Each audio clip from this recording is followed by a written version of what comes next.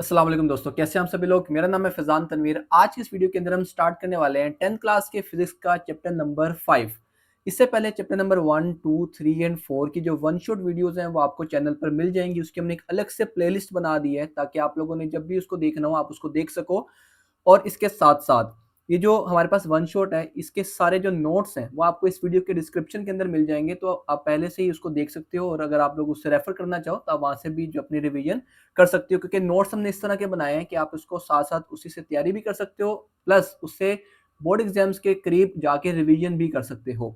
तो स्टार्ट करते हैं। आज के इस चैप्टर का नाम है हमारे पास करंट इलेक्ट्रिसिटी। चैप्टर नंबर ये 5 बनता है आपका, अगर हम नंबरिंग के अकॉर्डिंग देखें।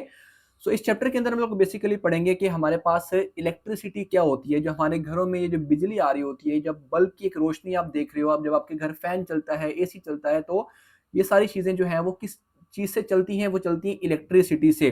तो बट बेसिकली इलेक्ट्रिसिटी इज, बिजली होती क्या है, इसको हम जो है इस चैप्टर के अंदर देखेंगे। इसके अलावा कुछ लॉज होते हैं वो देखेंगे। इसके अलावा हम देखेंगे पावर क्या होती है, फिर हम देखेंगे जो हमारे इलेक्ट्रिसिटी का बिल होता है ये किस तरीके से जनरेट होता है। और भी बहुत कुछ है इस चैप्टर के अंदर। काफी इंटरेस्टिंग चैप्टर है और बोर्ड एग्जाम्स के पॉइंट ऑफ व्यू से एक इंपॉर्टेंट चैप्टर भी है फॉर लॉन्ग क्वेश्चन। तो इसको हम अच्छी तरीके से जो है वो देख रहे होंगे। तो अब स्टार्ट करते हैं हम लोग अपने चैप्टर नंबर जो हमारे पास 5 है। तो चैप्टर नंबर 5 से हम लोग अपनी जो है वो चीजें स्टार्ट करते हैं। तो ये हमारे पास आ गया chapter number 5, that is current electricity का ये हमारे पास चैप्टर आ गया। अब हम मूव करते हैं इसके फर्स्ट चीज के ऊपर, जो कि हम पहले देखते हैं कि इस चैप्टर के अंदर हमने पढ़ना क्या है बेसिकली। तो सबसे पहले हमारे पास जो है वो करंट इलेक्ट्रिक करंट को हम लोग पढ़ रहे होंगे। फिर कन्वेंशनल करंट क्या होता है, उसके अलावा उसको मेजर किस तरीके से किया जाता है। पोटेंशियल डिफरेंस एक इंपॉर्टेंट चीज है, ये होती क्या चीज है। फिर ईएमएफ के बारे में हम पढ़ेंगे। ओहम्स लॉ एक काफी इंपॉर्टेंट टॉपिक होने वाला है बोर्ड के पॉइंट ऑफ व्यू से भी और न्यूमेरिकल्स के पॉइंट ऑफ व्यू से भी।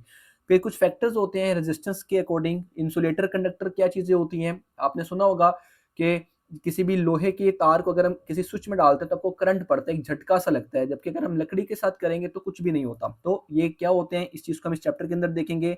रेजिस्टर्स के किस तरह के कॉम्बिनेशन होते हैं। अब आपको भैया ये कुछ कुछ सुना सुना सा लग रहा है, हमने कॉम्बिनेशन पढ़े थे कैपेसिटर्स के पिछले चैप्टर में, तो बिल्कुल सही पकड़ा आपने।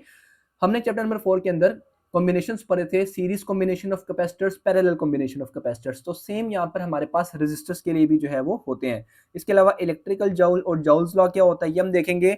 इसके अलावा हम देखेंगे इलेक्ट्रिकल पावर क्या होती है, किलोवाट आवर क्या चीज होती है, डायरेक्ट करंट क्या होता है और ऑल्टरनेटिंग करंट क्या होता है। इसके अलावा इलेक्ट्रिसिटी के क्या क्या जो है वो डेंजरस किस तरीके से वो हो सकती है, और हाउस सेफ्टी के अंदर किस तरीके से इलेक्ट्रिसिटी को मेक श्योर किया जाता है कि ये जो है वो घरों में सेफ तरीके से इस्तेमाल की जाए। तो स्टार्ट करते हैं सबसे पहले अपने टॉपिक की डेफिनेशन से, जिसका नाम है हमारे पास है करंट इलेक्ट्रिसिटी। सो क्या है जी, the study of charges at motion is called current electricity. अब आपने के माइंड में आ रहा होगा भैया एक इस तरह की मिलती जुलती डेफिनेशन हमने चैप्टर नंबर 4 के अंदर भी पढ़ी थी। वो था हमारे पास the study of charges at rest. जो रेस्ट के अंदर चार्जेस होते थे उसको हम बोलते थे इलेक्ट्रोस्टैटिक। ठीक है, इलेक्ट्रोस्टैटिक। और अगर हम जो है वो चार्जेस को पढ़ते हैं इन मोशन, तो वो क्या कहलाती है, वो कहलाती है हमारे पास करंट इलेक्ट्रिसिटी। इट मींस क्या कि अगर तो हमारे पास एक ये हमारे पास एक कंडक्टर वायर है, इसके अंदर चार्जेस पड़े हुए हैं, ठीक है, जो कि रेस्ट पोजीशन पर पड़े हुए हैं, तो हम ये बोलेंगे ये इस टाइम करंट इसके अंदर से फ्लो नहीं कर रहा। बट यहीं पर क्या करेंगे, अगर हम लोग क्या करते हैं, ये हमारे पास एक प्लेट है, इसके अंदर भी हमारे पास चार्जेस मौजूद हैं, ठीक है, इसके अंदर हमारे पास एटम्स मौजूद हैं, और इसको हम क्या करते हैं एक बैटरी के साथ कनेक्ट कर देते हैं। तो बैटरी के सिंबल को हम वी से रिप्रेजेंट करते हैं। इसमें जो बड़ी लाइन होती है वो प्लस होती है और स्मॉल वाली जो लाइन है वो नेगेटिव टर्मिनल होती है। अब जब यहाँ से करंट फ्लो करना शुरू करता है इलेक्ट्रॉन्स की मदद से और इसकी तरफ आता है, तब यहाँ पर जो है वो हमारे पास हम कहेंगे कि यहाँ पर जो है वो इलेक्ट्रिसिटी जो है फ्लो करना स्टार्ट हो गई है। इट मीन्स कि जब चार्जेस एक ही पोजीशन पर रहते हैं, रेस्ट पोजीशन पर रहते हैं, तो वो इलेक्ट्रोस्टैटिक या स्टैटिक चार्ज कहलाता है। और जब वही चार्जेस मूव करना शुरू कर देते हैं किसी भी वायर के अंदर से, जब भी उसको कोई सोर्स दिया जाता है, तो वो बन जाती है हमारे पास इलेक्ट्रिसिटी। अब रीजन क्या होती है, ठीक है जी, जो हमारे पास मेटल होते हैं ना, मेटल के अंदर हमारे पास होते हैं इलेक्ट्रॉन्स जो कि लूजली बाउंड होते हैं, जो कि एक दूसरे के साथ जो है वो ज्यादा अट्रैक्ट नहीं होते, वो फ्रीली मूव कर पा रहे होते हैं उस पूरे कंडक्टर के अंदर, उस पूरे जो है वो सब्सटेंस के अंदर। They are not tightly bound to nuclei and are free to move around randomly. तो वो क्या कर सकते हैं, रेंडमली मूव कर पाते हैं उस पूरी जगह के ऊपर। They have weak forces between them and their nucleus. Similarly, in solution, some positive and negative charges can freely move around randomly. When such free charges are exposed to an external field, they move in specific direction and constitute current. अब क्या हुआ हमारे पास, अगर हम back वाली position पर आते हैं तो यहाँ पर हमारे पास क्या थे, एटम्स और उनके अंदर उनके इलेक्ट्रॉन मौजूद थे जो कि एक दूसरे के साथ जो है वो बड़े वीक किस्म के जो है वो अटैच थे, यानी कि वो इजीली मूव कर सकते थे। जब हमने उनको एक एक्सटर्नल फैक्टर ला कर दिया, यहाँ पर इस केस के अंदर बैटरी है, बैटरी से जब चार्जेस आए तो अब ये मूव करना शुरू हो गए एक पर्टिकुलर डायरेक्शन के अंदर, और हम बोलेंगे कि अब यहाँ पर क्या पैदा हो चुकी है, इलेक्ट्रिसिटी पैदा हो चुकी है। सो अब हम जो है वो आगे बढ़ते हैं। अब है हमारे पास नेक्स्ट चीज जिसको हम बोलते हैं करंट। भैया करंट क्या होता है? So the rate of flow of electric charge through any cross sectional area is called current. हमने भी बोला यहाँ पर स्टार्टिंग में कि जो है वो बैटरी लगाने से क्या होता है, चार्जेस फ्लो करना शुरू कर देते हैं। तो हम बोलेंगे कि ये हमारे पास एक एरिया है, ठीक है, ये हमारे पास कोई भी प्लेट हो सकती है, मेटल की वायर हो सकती है, कुछ भी हो सकता है, और यहां से हमने क्या किया, इसको बैटरी के साथ क्या कर दिया, कनेक्ट कर दिया। ये बैटरी के लिए हम V का सिंबल यूज करते हैं, उसका पॉजिटिव टर्मिनल, उसका नेगेटिव टर्मिनल। सो अब कितने चार्जेस जो हैं, ये इलेक्ट्रॉन जहां से मूव कर रहे हैं, यानी कि चार्जेस मूव कर रहे हैं, तो कितने चार्जेस जो हैं एक पर्टिकुलर टाइम के अंदर एक एरिया में से गुजर सकते हैं। Rate of flow of electric charge, ये जो चार्जेस हैं कितने इस एरिया के अंदर से गुजर सकते हैं with in a unit time, हम बोलेंगे वो उसका क्या कहलाता है, करंट कहलाता है। तो करंट का फॉर्मूला क्या बनता है हमारे पास, charge divided by time. Charge के लिए हम क्यू रिप्रेजेंट करते हैं और टाइम के लिए हमारे पास क्या सिंबल होता है, टी। तो फॉर्मूला बन गया I is equal to Q by T. इसका यूनिट क्या होता है जी, तो इसका यूनिट होता है हमारे पास एम्पेयर। अब एम्पेयर बेसिकली एक साइंटिस्ट का नेम था जिन्होंने जो है वो करंट को डिस्कवर किया, तो उसके नाम पर उन्होंने इसका यूनिट रखा। सो अब एम्पेयर क्या होता है हमारे पास, if a charge of 1 coulomb passes through a cross sectional area in 1 second then the current is 1 ampere. पहले हमने बोला कि किसी भी एरिया के अंदर से गुजरने वाले चार्जेस को बोलते हैं करंट। अब अगर हम बोल रहे हैं कि एक जो हमारे पास है, अगर 1 कूलम का चार्ज 1 सेकंड में कितने एक एरिया में से गुजरता है, यानी कि 1 कूलम का चार्ज 1 सेकंड में जब एक यूनिट एरिया में से गुजरता है तो हम बोलते हैं कि उस टाइम उसके अंदर कितना करंट मौजूद है, 1 एम्पियर का करंट मौजूद है। तो जैसे कि हम अगर यहाँ पर देखते हैं, सो इसका बड़ा सिंपल सा फॉर्मूला होता है I is equals to Q divided by T है। तो हम यहाँ पे क्या करेंगे, 1 लगाते हैं, यहाँ पे भी हम क्या लगाते हैं 1। तो 1 कूलम का चार्ज जब 1 सेकंड के अंदर किसी भी एरिया में से फ्लो करता है तो हम बोलेंगे जो करंट है वो कितना है, 1 एम्पियर का करंट उसके अंदर से गुजर रहा है। नेक्स्ट है हमारे पास वर्किंग ऑफ अ बैटरी। अब बैटरी कैसे काम करती है जरा इसको देखते हैं, क्योंकि आप लोग जब छोटे थे तो आप जो है वो एक गाड़ी लेकर आते थे खिलौने वाली, ठीक है, रिमोट कंट्रोल कार, तो उसमें आप देखते थे एक बैटरी लगी होती थी। हम बैटरी को कुछ टाइम चार्ज करते हैं, उसके बाद बैटरी अपने आप उस गाड़ी को क्या कर रही होती थी, करंट प्रोवाइड कर रही होती थी। इसी तरीके से हमारे जो घरों में यूपीएस लगे होते हैं उनके अंदर भी बैटरीज जो है वो क्या पैदा कर रही होती है, करंट पैदा कर रही होती है, करंट जनरेट कर रही होती है। तो हम कह सकते हैं कि जो बैटरीज है are the source of electric current, कि जो बैटरीज हैं वो क्या करती हैं, इलेक्ट्रिक करंट को प्रोवाइड करती हैं। सो हम यहाँ पे जो है वो बैटरी की वर्किंग देखते हैं। बैटरी के अंदर क्या होता है, बैटरी के अंदर हमारे पास बेसिकली जो है वो एक केमिकल रिएक्शन हो रहा होता है, ठीक है। आपने कभी अपने पेरेंट्स से सुना होगा कि बैटरियों में जरा पानी तो चेक करो। इट मींस कि वो पानी बेसिकली पानी नहीं होता, बल्कि वो एक केमिकल होता है जो कि बैटरी के अंदर चार्जेस को प्रोड्यूस कर रहा होता है। तो उसके अंदर क्या होता है, बेसिकली केमिकल होता है जो कि कन्वर्ट होता है किसके अंदर, इलेक्ट्रिकल एनर्जी के अंदर। तो केमिकल एनर्जी हमारे पास किस में कन्वर्ट होती है, इलेक्ट्रिकल एनर्जी में कन्वर्ट हो रही होती है। सो बैटरी जो है वो एक क्या है, एक सोर्स है करंट का। The electrochemical reaction inside a battery separate positive and negative electric charges. जो उनके अंदर रिएक्शन होता है उससे पॉजिटिव चार्जेस और नेगेटिव चार्जेस एक दूसरे से क्या हो जाते हैं, सेपरेट हो जाते हैं।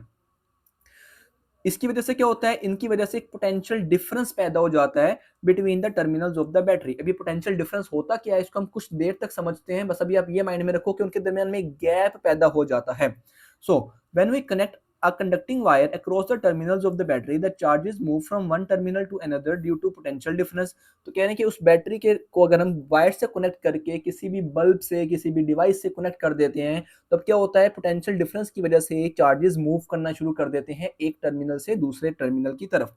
जैसे हम यहाँ पे देखें तो ये पॉजिटिव टर्मिनल है और ये क्या है हमारे पास है नेगेटिव टर्मिनल। तो जैसे हमने इसको वायर से कनेक्ट किया तो जो चार्जेस हैं वो क्या हुआ नेगेटिव साइड से किसकी तरफ जाना स्टार्ट हो गए, पॉजिटिव साइड की तरफ जाना स्टार्ट हो गए। The electrical potential energy decreases as the charge move around the circuit. This electrical potential energy can be converted to other useful forms of energy, heat, light, sound, etc. It means कि ये जो हमने wire तो connect की हैं, charges तो move कर रहे हैं, बट अगर हम इनके दरमियान में कोई भी डिवाइस ला के रख देंगे तो वो चलना स्टार्ट हो जाएगी। इसके बाद है हमारे पास है कन्वेंशनल करंट। अब कन्वेंशनल करंट हमारे पास क्या होता है, बेसिकली कन्वेंशन का वैसे मतलब होता है कदीम, पुरानी। कन्वेंशनल करंट का मतलब हुआ कि वो करंट जो कि बहुत टाइम से जो है वो समझा जा रहा है, बहुत टाइम से यूज किया जा रहा है। तो मैं आपको थोड़ा सा डिफरेंस समझाता हूँ। अब अगर हम रियल लाइफ के अंदर देखते हैं तो हमारे पास जो करंट होता है वो फ्रॉम नेगेटिव टर्मिनल जो है वो चार्जेस मूव करते हैं और जाते हैं straight up to the positive terminal of the battery. But conventional current में ये बोलता है कि जो करंट है वो पॉजिटिव साइड से ट्रेवल करता है और किसकी तरफ जाता है, नेगेटिव साइड के ऊपर। क्योंकि भैया ये क्या बात हुई, समझ नहीं आई कौन सा सही है दोनों के अंदर। तो देखो, जो अगर हम रियलिस्टिकली बात करते हैं तो करंट तो ऐसा ही होता है, नेगेटिव साइड से ट्रेवल करता है पॉजिटिव साइड की तरफ। बट जब हम किसी भी डिवाइस को बना रहे होते हैं, किसी भी डिवाइस को समझ रहे होते हैं, तो हमें उसको कन्वेंशनल करंट की मदद से समझना पड़ता है। अब कैसे होता है ये, अब इसको देखते हैं।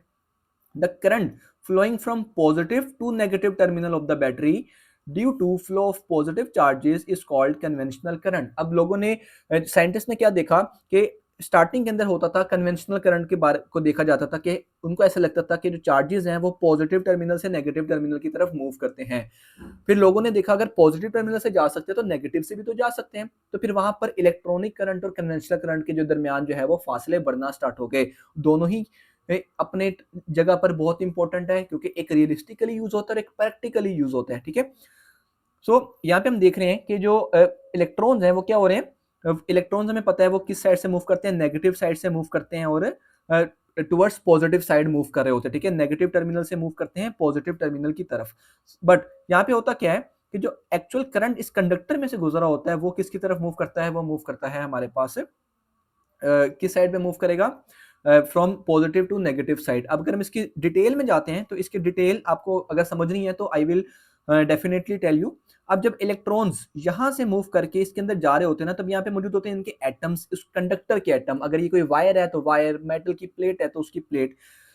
जब इसके अंदर से मूव कर रहे होते हैं ना तो ये इलेक्ट्रॉन बहुत स्पीड से मूव करते हैं। जब बहुत स्पीड से मूव करते हैं तो वो जब आके इस एटम को हिट करते हैं तो इनके अंदर से इलेक्ट्रॉन को क्या करते हैं, बाहर निकाल देते हैं।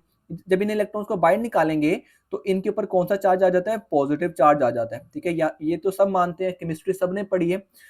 जब एटम के अंदर जब ये इलेक्ट्रॉन हिट करता है तो इस एटम का अपना इलेक्ट्रॉन क्या कर देते हैं, बाहर निकाल देते हैं, तो इसके ऊपर आ जाता है पॉजिटिव चार्ज। तो इस तरह हम कह सकते हैं कि यहाँ पर हर एक मेटल के एटम के ऊपर क्या आ गया है, पॉजिटिव चार्ज आ गया है। ये जो पॉजिटिव चार्ज है अब ये किसकी तरफ मूव करेगा, क्योंकि पॉजिटिव है तो किसकी तरफ मूव करेगा, ये नेगेटिव चार्ज की तरफ मूव करेगा। इस करंट को, ये जो पॉजिटिव से नेगेटिव की तरफ मूव करता है, इसको हम बोलते हैं कन्वेंशनल करंट। अब इसके बाद हमारे पास है कि भैया कोई ऐसी डिवाइस भी हो सकती है जिससे हम मेजर कर सकें कि करंट कितना है कितना नहीं है, या इस चीज के अंदर मौजूद है या नहीं है। तो थोड़ा सा जो है आप सब्र करो, दोनों के बारे में बात करेंगे। हमारे पास कुछ ऐसी डिवाइसेस भी होती हैं जिनसे सिर्फ ये पता चलता है कि वहां पे करंट मौजूद है या नहीं, और कुछ ऐसी डिवाइसेस भी होती है जिससे हम एक्चुअल मेजरमेंट भी कर सकते हैं करंट की, कि कितना करंट जो है वो ट्रेवल कर रहा है। हमारे पास सबसे पहले एक कन्वेंशनल तरीका देखते हैं कि जो एक देसी तरीका होता है करंट चेक करने का। हम क्या करते हैं, दोनों वायर्स को पकड़ते हैं और दोनों को एक साथ जोड़ देते हैं। अगर तो स्पार्क हुआ या धमाका हुआ हम बोलते हैं करंट है। ठीक है, ये तरीका आपने यूज नहीं करना, क्योंकि आप हो साइंटिस्ट। ठीक है, आपने जो है वो प्रॉपर इंस्ट्रूमेंट्स का यूज करना है। हमारे पास वो जो इंस्ट्रूमेंट है जो कि करंट की डिटेक्शन करने के काम आता है, उसको बोलते हैं गैल्वेनोमीटर। अब गैल्वेनोमीटर क्या होता है, is a very sensitive instrument. ये बिल्कुल आपकी तरह सेंसिटिव है, जो कि थोड़े से भी करंट को क्या कर सकता है, फील कर सकता है, मेजर कर सकता है। is a sensitive instrument and can detect small current in a circuit. A current of few milliamperes is sufficient to cause full scale deflection in it. अब ये जो हमारे पास गैल्वेनोमीटर होता है ना, गैल्वेनोमीटर के अंदर यहाँ पे लगी होती है ये वायर, ये एक नीडल लगी होती है। जब इसके अंदर इसको हम बिजली के साथ कनेक्ट करते हैं या बैटरी के साथ कनेक्ट करते हैं तो ये मूव करना स्टार्ट कर देता है। ठीक है, इसके अंदर डिफ्लेक्शन होना स्टार्ट हो जाती है।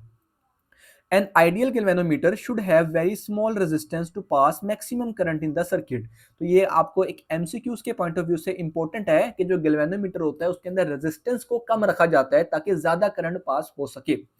अब ये रेजिस्टेंस क्या होती है, तो ये हमने चैप्टर नंबर जो है वो इसी चैप्टर में बल्कि हमने पढ़ना है, तो अब थोड़ा सा हम जब आएगा तो हम उसके बारे में भी देखेंगे, बट अभी के लिए आप रेजिस्टेंस को कह सकते हो रुकावट। तो जितनी रुकावट कम होगी करंट भी उतना ज्यादा उसके अंदर से फ्लो करेगा।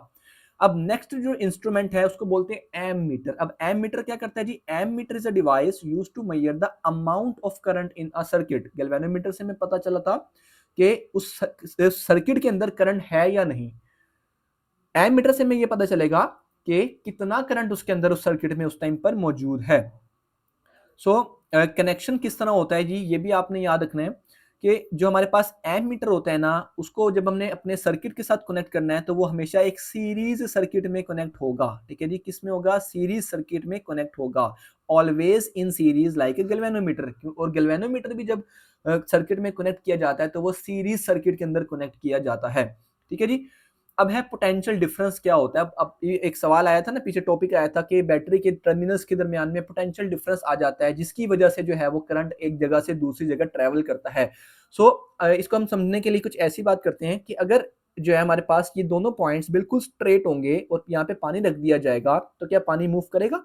ऑब्वियसली मूव नहीं करेगा। या हमारे पास ये बोतल है, यहाँ से हम समझ सकते हैं। सो ये मैंने दोनों को क्या कर दिया, दोनों का लेवल एक दूसरे के बिल्कुल इक्वल कर दिया। अभी हम कह सकते हैं इसका पोटेंशियल डिफरेंस जीरो है। ठीक है, इसका पोटेंशियल डिफरेंस क्या है हमारे पास, अब आपको सही नजर आ रहा होगा, इसका पोटेंशियल डिफरेंस इस टाइम जीरो है। अगर मैं इनके दरमियान में पोटेंशियल डिफरेंस किसी तरीके से ले आऊं तो ये कुछ ऐसा दिखेगा। अब इस साइड का पोटेंशियल डिफरेंस क्या हो चुका है, ज्यादा हो चुका है, इसका क्या हो चुका है, कम हो चुका है। इट मींस कि यहाँ पर क्या पैदा हो गया, पोटेंशियल डिफरेंस पैदा हो गया है।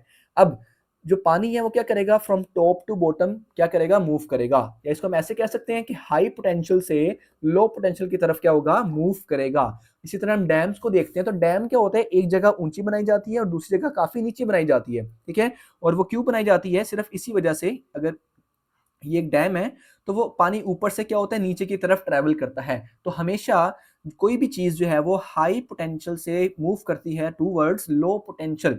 सेम इसी तरीके से पोटेंशियल डिफरेंस भी यही होता है, बट अब ये डैम या पानी की बात नहीं हो रही, करंट और चार्जेस की बात हो रही है। So potential difference across the two ends of a conductor causes dissipation of electrical energy into other forms of energy as charges flows through the circuit। अब थोड़ी सी ये अलग तरीके की डेफिनेशन है, कॉन्सेप्ट आपको समझ आ गया। सो सिंपल में बस ये बोलूंगा कि जब करंट यहां से मूव करके इसकी तरफ जाता है तो यहां पर पोटेंशियल डिफरेंस क्या होगा, हमारे पास हाई होगा, क्योंकि ये पॉजिटिव साइड है, पॉजिटिव साइड का पोटेंशियल डिफरेंस हमेशा ज्यादा होता है। तो जिस तरह पानी ऊपर से नीचे की तरफ आता है तो ये भी जो है वो पॉजिटिव साइड से ट्रेवल करता है और किसकी तरफ जाता है, टुवर्ड्स नेगेटिव लो पोटेंशियल की तरफ जो है ये मूव करता है। द ऐसे unit of potential difference is volt. इसका यूनिट क्या होता है, वोल्ट होता है। अब डिसिपेशन ऑफ एनर्जी क्या होता है, डिसिपेशन का मतलब होता है खारिज होना, एनर्जी का मतलब कि एनर्जी का एक फॉर्म से दूसरी फॉर्म में कन्वर्ट होना। अगर आपको याद हो तो मैंने आपको बोला था कि ये हमारे पास अगर बैटरी है और ये उसकी वायर्स हैं, अब इस वायर के रास्ते में अगर हम कोई भी चीज लेकर आ जाते हैं, अगर हम इस के दरमियान में बल्ब ले आएंगे तो क्या होगा, इलेक्ट्रिकल एनर्जी कन्वर्ट हो जाएगी किसके अंदर, इलेक्ट्रिकल एनर्जी कन्वर्ट होगी हमारे पास लाइट एनर्जी के अंदर। अगर हम इन्हीं दो वायर्स के दरमियान में इस्त्री को रख दें तो वो ही एनर्जी, या हीटर को रख दें तो वो एनर्जी किस में कन्वर्ट हो जाएगी, हीट एनर्जी के अंदर। सो डिसिपेशन का मतलब यही होता है कि या तो हीट एनर्जी में कन्वर्ट होना, या तो मतलब एक इलेक्ट्रिकल एनर्जी का किसी और फॉर्म ऑफ एनर्जी में कन्वर्ट हो जाना। So when current flows through the conductor it experiences a resistance in the conductor by collision with atoms of the conductor. अभी कंडक्टर क्या चीज है भाई, ये सारा जो आपको नजर आ रहा है, जो वायर है जिसके अंदर से, या मेटल की प्लेट है जिसके अंदर से, या बल्ब है जिसके अंदर से वायर्स के जरिए करंट ट्रेवल कर रहा है, इसको बोलते हैं कंडक्टर। और जब भी ये चार्जेस करंट कंडक्टर के अंदर मूव करते हैं तो कंडक्टर के पास अपने होते हैं बड़े बड़े से एटम्स। ठीक है, क्या होते हैं, एटम्स होते हैं, जो कि इसके दरमियान में क्या पैदा करते हैं, रेजिस्टेंस को पैदा करते हैं। The energy supplied by the battery is utilised in overcoming this resistance and is dissipated as heat and other forms of energy. तो जो यहाँ से बैटरी एनर्जी प्रोवाइड कर रही है वो इस रेजिस्टेंस को रोकने में या कम करने में खर्च हो जाती है। और हमने पढ़ा हुआ है कि जो एनर्जी है वो कभी भी खत्म नहीं हो सकती, वो कन्वर्ट हो सकती है from one form to another form. So यहाँ पर क्या होता है कि इलेक्ट्रिकल एनर्जी कन्वर्ट हो जाती है हीट एनर्जी के अंदर। इसलिए हम देखते हैं कि लैपटॉप का जब हम चार्जर को भी आपने कभी पकड़ के देखा हो तो वो कुछ टाइम बाद काफी गर्म हो जाता है। इसी तरीके से जो बल्ब होते हैं, बल्ब भी कुछ टाइम जलने के बाद काफी ज्यादा हीटअप हो जाते हैं। क्यों? क्योंकि उनमें रेजिस्टेंस क्या होती है, ज्यादा होती है। तो जो बैटरी है उसको थोड़ा सा वर्क करना पड़ता है उस रेजिस्टेंस को रोकने के लिए, कम करने के लिए। तो जो एनर्जी है वो यूटिलाइज हो जाती है, या हम कह सकते हैं डिसिपेट हो जाती है, खत्म हो जाती है या चेंज हो जाती है into other forms of energy. So क्या हमें ये बात समझ आ रही है? बिल्कुल। अब है पोटेंशियल डिफरेंस को अगर हमने मेजर करना हो तो वो हम किस तरीके से करेंगे? So the potential difference across का circuit can be measured by a voltmeter connected directly across the terminals of the component. The positive terminal of the battery is connected to the positive terminal of the voltmeter and the negative terminal of the battery is connected to the negative terminal of the voltmeter.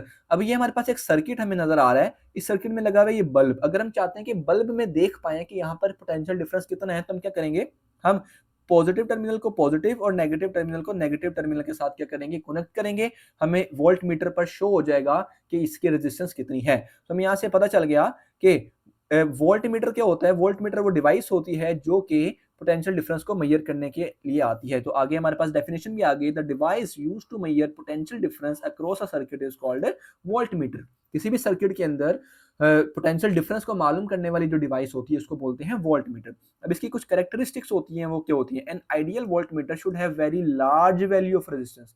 Galvanometer में अगर आपको याद हो हमने बोला था वहां पे रेजिस्टेंस बहुत लो होती है, बट यहाँ पर रेजिस्टेंस बहुत ज्यादा होती है। So that no current passes through it. Voltmeter is always connected in parallel. Galvanometer और एम मीटर सीरीज में कनेक्ट होते थे, जबकि वोल्ट मीटर जो है वो पैरेलल में कनेक्ट होता है। ठीक है जी। अब है हमारे पास EMF, इलेक्ट्रोमोटिव फोर्स। ये क्या होती है? So it is the energy supplied by a battery to a unit positive charge when it flows through a closed circuit. ठीक है, यानी कि अगर हम डायग्राम अपनी ड्रॉ करें तो ये हमारे पास बैटरी है। ठीक है, ये हमारे पास क्या है, बैटरी है, इसका पॉजिटिव टर्मिनल, इसका नेगेटिव टर्मिनल। सो EMF क्या होती है, जरा इसके इस बैटरी के अंदर जूम करते हैं जरा। सो ये जो बैटरी एनर्जी प्रोवाइड कर रही है इलेक्ट्रॉन्स को निकलने के लिए, ये चार्जेस को निकालने के लिए, ठीक है, ताकि वो इस सर्किट के अंदर क्या कर सकें, मूव कर सकें, घूम फिर सकें। तो ये कहलाती है EMF। ठीक है जी। The energy converted from non electrical forms into electrical forms when 1 coulomb of positive charge passes through the battery. ठीक है, इसको हम जरा एक पीछे डायग्राम से समझ सकते हैं, यहाँ से आपको जो है वो काफी समझ आ जाएगी। यहाँ पे हमारे पास ये बैटरी के अंदर इंटरनल स्ट्रक्चर ऐसे ही है। अब बैटरी के अंदर ऑब्वियसली बैटरी जो है वो क्या कर रही है, ये प्रोवाइड कर रही है या एनर्जी लगा रही है ताकि ये जो चार्जेस हैं यहाँ से क्या हो सके, बाहर निकल सकें, या यहाँ से हो सके बाहर निकल सके, यानी कि पुश कर रही है। तो एनर्जी क्या कर रही है, बैटरी क्या कर रही है, एनर्जी लगाकर इलेक्ट्रॉन्स को बाहर पुश कर रही है। तो जितने चार्जेस को वो एनर्जी लगाकर पुश करती है ताकि वो सर्किट में मूव कर सकें, या दूसरी फॉर्म के अंदर हमने पढ़ा था ये होती है केमिकल एनर्जी। हम केमिकल एनर्जी को कह सकते हैं नॉन इलेक्ट्रिकल फॉर्म, बिल्कुल कह सकते हैं। सो नॉन इलेक्ट्रिकल फॉर्म से किसमें कन्वर्ट होना, इलेक्ट्रिकल फॉर्म में कन्वर्ट होना क्या कहलाता है, EMF, इलेक्ट्रोमोटिव फोर्स। तो हमें यहाँ से जो है वो समझ आ सकती है। फॉर्मूला क्या होता है इसका, EMF बराबर होती है एनर्जी डिवाइडेड बाय चार्ज। अब एनर्जी के लिए क्या यूज होता है, W डिवाइडेड बाय Q। और उसका यूनिट क्या होता है, जाउल पर कूलम। जाउल कैसे जी, E is equal to work over coulomb. So work का यूनिट होता है जाउल और चार्ज का यूनिट क्या होता है, कूलम। तो हम इसको बोलेंगे जाउल पर कूलम। ठीक है जी। अब है मेजरमेंट, अगर हमने EMF मालूम करना हो तो क्या करेंगे, in general EMF refers to the potential difference across the terminal of the battery when it is not driving in external circuit. So in order to measure the EMF of the battery we can connect voltmeter directly with the terminals of the battery. यहाँ पे बच्चों को confusion हो जाती है voltmeter के अंदर और सॉरी EMF के अंदर और पोटेंशियल डिफरेंस के अंदर। हालांकि कुछ कुछ सेम है लेकिन काफी फर्क है। पोटेंशियल डिफरेंस होता है बैटरी के टर्मिनल्स के दरमियान में, जबकि EMF होता है बैटरी के इनसाइड, जो वो एनर्जी लगा रही है उन चार्जेस को बाहर निकालने के लिए। ठीक है, तो दोनों सेपरेट चीजें हैं। और यहाँ से भी हमें पता चलता है कि जो पोटेंशियल डिफरेंस होता है वो हम एक डिवाइस का मेजर करते हैं कि एक डिवाइस के अक्रॉस कितना पोटेंशियल डिफरेंस है। वो बल्ब हो सकता है, वो कोई भी डिवाइस हो सकती है, जबकि ईएमएफ हम बैटरी के अकॉर्डिंग चेक करते हैं कि बैटरी की ईएमएफ जो है वो कितनी है। तो इसका मतलब है कल को अगर आप अपने बड़े भाई से या अपने पेरेंट्स से सुनते हो कि या देखते हो कि गाड़ी की बैटरी आपकी डेड हो चुकी है, इट मीन्स कि उसकी ईएमएफ खत्म हो चुकी है, उसके अंदर एनर्जी बची ही नहीं है कि वो चार्जेस को क्या कर सके, बाहर स्प्रेड आउट कर सके। ठीक है, इसके बाद है ओहम्स लॉ। अब ओहम्स लॉ जो है काफी इंपॉर्टेंट होता है आपके लिए बोर्ड एग्जाम्स के पॉइंट ऑफ व्यू से भी और इलेक्ट्रिसिटी को पढ़ते हुए भी। अब ओहम्स लॉ क्या कहता है हमें, इसकी स्टेटमेंट क्या है, the amount of current passing through a conductor is directly proportional to the potential difference applied across its end। समझ नहीं आई भैया? वो कह रहे हैं कि एक जो कंडक्टर है उसमें से जितना करंट पास होता है वो डायरेक्टली प्रोपोर्शनल होता है उसके पोटेंशियल डिफरेंस के। इट मींस कि जितना एक बैटरी के अंदर पोटेंशियल डिफरेंस होता है उतना ही उसके अंदर से करंट गुजरता है। अभी भी ये समझ नहीं आई भैया, जितनी बैटरी बड़ी होगी उसमें से करंट भी उतना ज्यादा गुजरेगा। समझ आती है कि नहीं आती? बाइक के अंदर एक छोटी बैटरी लगी होती है क्योंकि उसके अंदर से करंट भी क्या होता है, हमें कम मिलता है। गाड़ी की बैटरी बहुत बड़ी होती है, उससे हमें करंट भी क्या होता है, ज्यादा मिलता है। यूपीएस के अंदर बैटरी उससे भी ज्यादा बड़ी होती है और उससे हमें उससे भी ज्यादा करंट मिलता है। तो जितना बैटरी के अंदर पोटेंशियल डिफरेंस ज्यादा होगा, करंट भी उतना ज्यादा प्रोड्यूस करेगी। ये कहलाता है Ohm's law. So V directly proportional है हमारे पास करंट के, और जब हम प्रोपोर्शनलिटी का साइन खत्म करते हैं तो वहां पे इक्वल आता है और साथ एक कांस्टेंट आता है। तो यहाँ पर कांस्टेंट आया हमारे पास R. R stands for resistance. अब रेजिस्टेंस क्या होती है हम इसको देखेंगे। अच्छा, इसमें एक इंपॉर्टेंट बात है, provided the temperature and the physical state of the conductor does not change. इसमें टेम्परेचर और बाकी फिजिकल कंडीशंस को चेंज आपने नहीं करना। अब रेजिस्टेंस देखते हैं क्या होता है। The property of a substance which offers opposition to the flow of current through it is called resistance. जरा गौर से सुनना, कभी भूलेगा नहीं। अभी मैंने आपको जितनी बातें बताई, आप में से कुछ बच्चे ऐसे होंगे जिनको ये बातें ऊपर से चली गई, ठीक है, आपको समझ नहीं आई, या हम कह सकते हैं कि वो बातें आपके माइंड ने एक्सेप्ट नहीं की। वो एक्सेप्ट क्यों नहीं की? क्योंकि जब आप पढ़ने बैठे हो आपके माइंड में बहुत सारी चीजें और चल रही हैं। आपके मोबाइल में इंस्टाग्राम की रील्स चल रही हैं, यूट्यूब के शॉर्ट्स चल रहे हैं, वो उस व्लॉग में क्या बोला था वो चल रहा है, जिसकी वजह से जो आने वाली इंफॉर्मेशन है वो आपके माइंड के अंदर सही तरीके से पास आउट नहीं कर रही। इट मींस आपके माइंड के अंदर रेजिस्टेंस ज्यादा है, आपके माइंड के अंदर ओपोजिशन वाली फोर्स ज्यादा है जो कि इनकमिंग फोर्स को रोक रही है। सेम केस फॉर हमारे पास करंट के अंदर भी होता है कि ये मेरे पास एक कंडक्टर है, ये मेरे पास क्या है, एक कंडक्टर। अब इस कंडक्टर के अंदर होंगे एटम्स, ठीक है। अब यहां से क्या हो रहा है, चार्जेस ने क्या करना है, मूव करना है। तो चार्जेस जो है वो पहले आके इससे टकराएगा, फिर इससे टकराएगा, कुछ मूव कर जाएंगे, कुछ फिर टकराएंगे। यानी कि उनको बहुत ज्यादा प्रॉब्लम होगी from A point to B point move करने के लिए, उसके अंदर से निकलने के लिए। इस चीज को बोलते हैं रेजिस्टेंस, ओपोजिशन, जो कि कंडक्टर के अंदर जो एटम्स होते हैं वो प्रोवाइड कर रहे होते हैं। This opposition comes from the collision of moving electrons with atoms of the substance। इसका SI यूनिट क्या होता है? The SI unit of resistance is ohm. अब आपके माइंड में होगा भैया ये तो बहुत बुरी चीज है ना कि यार रेजिस्टेंस तो होनी ही नहीं चाहिए हमारे सर्किट के अंदर। तो ऐसा नहीं है, बहुत जगहों पर रेजिस्टेंस बहुत ज्यादा हेल्पफुल होती है हमारे लिए, और बहुत जगहों पर बहुत चीजें। देखो, अगर हमारे इस बल्ब के अंदर रेजिस्टेंस नहीं होगी तो क्या होगा, करंट जब आई जा रहा है तो ये तो बल्ब फट जाएगा, क्योंकि इसके अंदर रेजिस्टेंस क्या हो जाएगी, बिल्कुल नहीं होगी अगर तो। या इस तरह हमारे एक कंप्यूटर है, लैपटॉप है, तो अगर इसके चार्जर के अंदर रेजिस्टेंस नहीं होगी ना तो क्या होगा, जब एक मरतबा ज्यादा करंट आएगा तो क्या होगा, हमारे डिवाइसेस क्या हो जाएंगी, खराब हो जाएंगी। तो रेजिस्टेंस कहीं ना कहीं चाहिए भी होती है। अब इसका ओहम जो हमारे पास यूनिट है, इसका फॉर्मूला डेफिनेशन क्या है, when a potential difference of 1 volt is applied across the ends of the conductor, 1 ampere of current passes through it, then it resistance will be 1 ohm. यानी कि आर किसके बराबर होगा, वी ओवर आई के। ठीक है, क्योंकि भैया समझ नहीं आई कहां से आया, तो भैया यहां से आया ये फॉर्मूला, ये v इज इक्वल टू आई आ रहा है, यहाँ से r की वैल्यू निकालनी है तो v इधर आके क्या हो जाएगा, डिवाइड हो जाएगा। सो यहाँ पे 1 लगा दो, यहाँ पे भी 1 लगा दो। तो जब एक वोल्ट का पोटेंशियल डिफरेंस हो और एक एम्पियर का करंट उसमें से गुजरे तो हम बोलेंगे कि उसकी रेजिस्टेंस कितनी हो जाएगी, 1 ओहम हो जाएगी। अब ओहमिक कंडक्टर्स क्या होते हैं? सबसे पहले सोचो कंडक्टर क्या होते हैं। कंडक्टर होते हैं कोई भी ऐसी चीज जिसके अंदर से हमारा चार्जेस ट्रेवल कर सके, करंट उसके अंदर से गुजर सके, वो कहलाते हैं कंडक्टर। अब यहाँ पे कुछ होते हैं ओहमिक कंडक्टर्स और कुछ होते हैं नॉन ओहमिक कंडक्टर्स। तो नाम से जाहिर हो रहा है, ओहमिक कंडक्टर वो कंडक्टर्स जो कि ओहम्स लॉ को फॉलो करते हैं। तो कि भैया कुछ ऐसे भी होते हैं जो ओहम्स लॉ को फॉलो नहीं करते? तो हाँ, बिल्कुल ऐसे होते हैं। तो कुछ ऐसे कंडक्टर्स भी होते हैं जो कि ओहम्स लॉ को ओबे नहीं करते, उनको बोलते हैं नॉन ओहमिक कंडक्टर्स। तो आपको कि भैया वो कौन से होते हैं, तो अभी जरा देखते हैं कौन से होते हैं। So materials that obey Ohm's law and hence have a constant resistance over a wide range of voltage are said to be ohmic. Most metals are show ohmic behavior. ज्यादातर मेटल्स ओहमिक लॉ ही follow करते हैं। यानी कि अगर आप ये line देख रहे हो तो जैसे जैसे करंट बढ़ रहा है उसका पोटेंशियल डिफरेंस भी क्या हो रहा है, बढ़ता जा रहा है। ठीक है, तो ये एक लाइन लीनियर लाइन शो कर रहा है, इट मींस कि ये ओहमिक है। अच्छा जी, नॉन ओहमिक भी आ गए। So materials having resistance that changes with voltage और current are non ohmic conductors. यानी कि जिनमें करंट के बढ़ने से वोल्टेज कॉन्स्टेंटली ना बढ़े, ठीक है, उनमें काफी ज्यादा वेरिएशंस आ जाएं, उनको बोलते हैं नॉन ओहमिक कंडक्टर्स। इनकी एग्जांपल क्या है हमारे पास, फिलामेंट लैंप एंड थर्मिस्टर्स। ठीक है जी, अब ये क्या होते हैं इनको देखते हैं। तो the resistance of the filament lamp rises, current decreases as it gets hotter which is shown by the gradient getting steeper।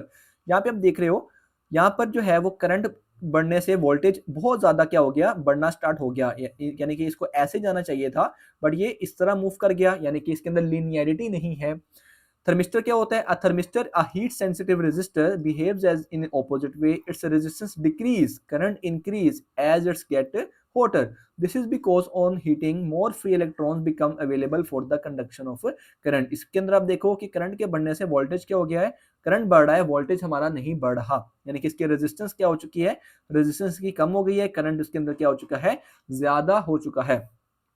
तो ये हमारे पास फिलामेंट लैंप आ गया और ये हमारे पास थर्मिस्टर आ गया।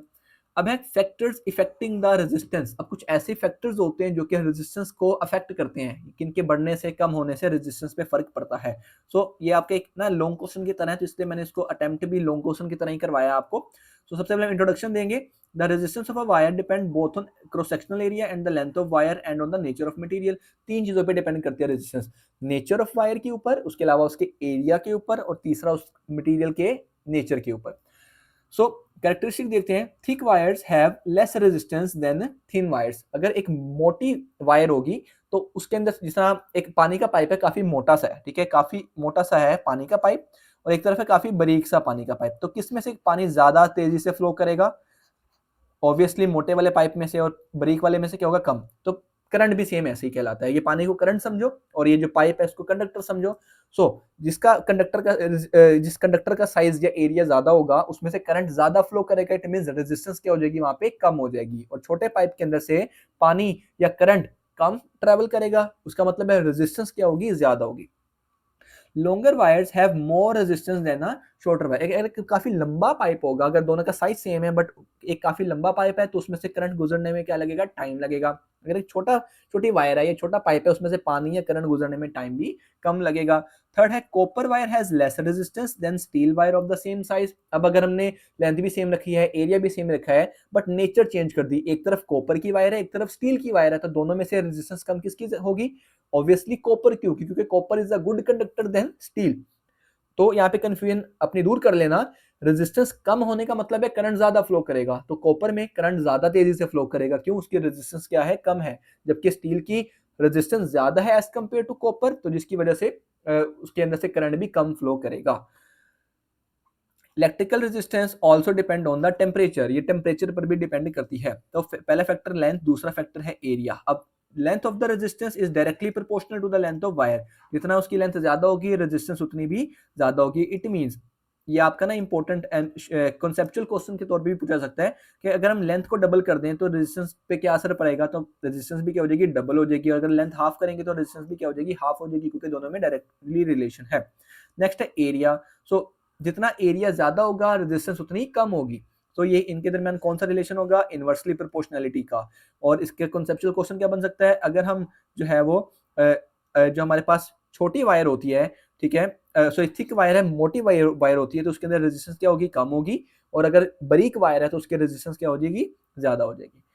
दोनों को कंबाइन करते हैं तो फॉर्मूला बनेगा R directly proportional to A over L, और यहाँ से प्रोपोर्शनलिटी के साइन को हटाएंगे तो हमारे पास यहाँ पे एक कांस्टेंट आएगा जिसको हम बोलते हैं स्पेसिफिक रेजिस्टेंस। स्पेसिफिक नाम से जाहिर हो रही है, हमने बोला था कि नेचर ऑफ वायर पर भी डिपेंड करती है resistance. The resistance of 1 metre cube of substance is equal to its specific resistance. तो इसका यूनिट क्या होता है हमारे पास, स्पेसिफिक रेजिस्टेंस का ओहम मीटर। ठीक है जी, आगे मूव करते हैं। आगे हमारे पास है कंडक्टर और इंसुलेटर क्या चीजें होती हैं। तो ये दो चीजें मैं आपको एक असाइनमेंट के तौर पे दे रहा हूँ, ये आपने खुद जो है वो जानना है। ठीक है, ये आपने खुद जो है इन नोट से पढ़ लेना है कि कंडक्टर्स और इंसुलेटर्स क्या होते हैं। मैं बहुत ही जल्दी से बता देता हूँ। ऐसे मटेरियल्स जिनमें से करंट फ्लो हो सकता है, करंट पास हो सकता है, हीट पास हो सकती है, वो कहलाते हैं कंडक्टर्स, और जिनमें नहीं हो सकते वो कहलाते हैं इंसुलेटर्स। बाकी का क्यों होते हैं, क्यों इनमें से करंट पास होता है, उनमें से क्यों नहीं होता है, ये आप लोगों ने खुद एज असाइनमेंट इसको पढ़ना है। हम पढ़ने लगे हैं कॉम्बिनेशन ऑफ रेजिस्टर्स। अब रेजिस्टर्स तो पढ़ लिए क्या, अच्छा रेजिस्टेंस पढ़ी तो जिन डिवाइसेस के अंदर रेजिस्टेंस पैदा की जाती है उन डिवाइसेस को बोलते हैं रेजिस्टर्स।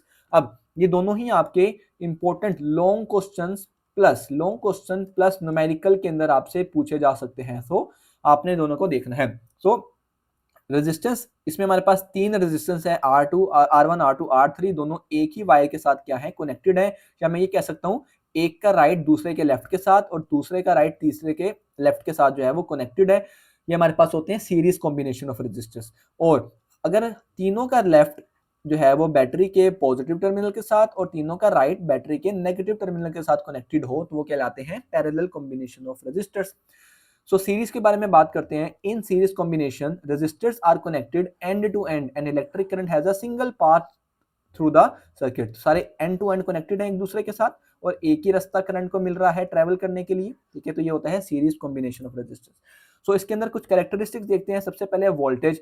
तो जो इनके अंदर वोल्टेज होता है ना, जो ये बैटरी प्रोवाइड कर रही होती है, ये तीनों के दरमियान में डिवाइड हो जाता है। क्या होता है, तीनों के दरमियान में डिवाइड हो जाता है। यानी कि अगर बैटरी जो है वो 20 का वोल्टेज प्रोवाइड कर रही है तो ऐसा हो सकता है कि 10 वोल्ट इसने कंज्यूम कर लिए हो, 7 वोल्ट इसने कंज्यूम कर लिए हो और 3 वोल्ट इसने कंज्यूम कर लिए हो। ठीक है, तो हम इनको ऐसे लिख सकते हैं, V is equal to V1 plus V2 plus V3।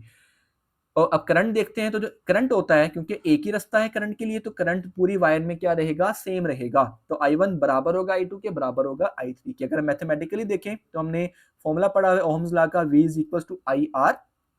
अब तीनों के लिए क्या होगा, R1 R2 एंड R3, तीनों में से I को कॉमन निकालेंगे, अंदर आपके पास R1 plus R2 plus R3 बनेगा। ठीक है जी। अब इक्विवेलेंट रेजिस्टेंस क्या होगी, टोटल रेजिस्टेंस अगर हमने तीनों की इकट्ठी मालूम करनी हो तो वो क्या होगी।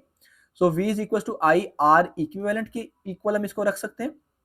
ये जो I है ये क्या हो रहा है, इधर मल्टीप्लाई हो रहा है। ठीक है, इधर आके क्या हो जाएगा, डिवाइड हो जाएगा। सो ये हमारे पास यहाँ पे आप देखो तो ये I इधर डिवाइड हो जाएगा, V ओवर I बन जाएगा। तो V ओवर I किसकी इक्वल है, R1 plus R2 plus R3 की। और हमने यहाँ से देखा कि जो R इक्विवेलेंट अगर हमने निकालना हो तो वो किसके इक्वल होगा, V ओवर I के। तो V ओवर I की जगह क्या पुट कर देंगे, R इक्विवेलेंट। ठीक है जी, जो कि बराबर होगा R1 plus R2 plus R3 के। ठीक है, अगर आपको समझ यहाँ से नहीं आ रही तो हम यहाँ से देख लेते हैं। ये बनेगा V over I is equal to R1 plus R2 plus R3।